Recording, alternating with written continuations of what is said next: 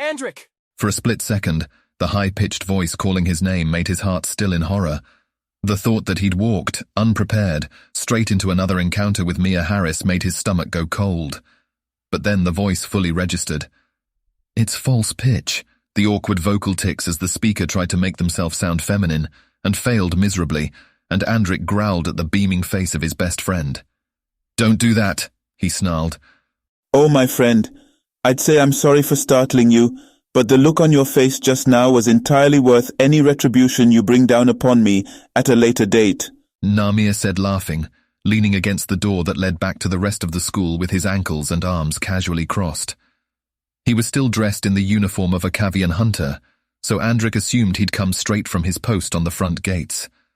The black t-shirt with short sleeves looked simple enough, but reinforced with tiny strands of woven plastic it doubled as armor, and was highly resistant to the scrabbling claws of a rabid Cavian. The trousers were thick leather, strengthened in key spots, and with built-in sheaths for the daggers that hunters always carried. Namir preferred his gun, Andric knew, but nothing took a Cavian down faster than a severed carotid, and no hunter would refuse to carry a blade on principle alone. "What are you even doing here?" Andric demanded. "Shouldn't you be sleeping or preparing the next round of torture for your students?"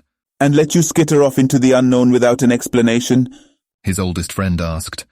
A black eyebrow arched over warm brown eyes that were still glimmering with open amusement, and his dark clothes and umber skin almost let him disappear into the shadows of the windowless office.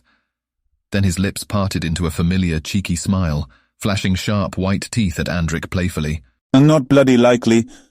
Andric stared at Namir for a long moment, holding the other man's gaze, before he let a wide grin spread across his features. It was mirrored by Namir, the other vampire's smile widening as Andric paced across the room. The two came together easily, hands clasping around each other's forearms, while they tugged each other into a hug, laughing.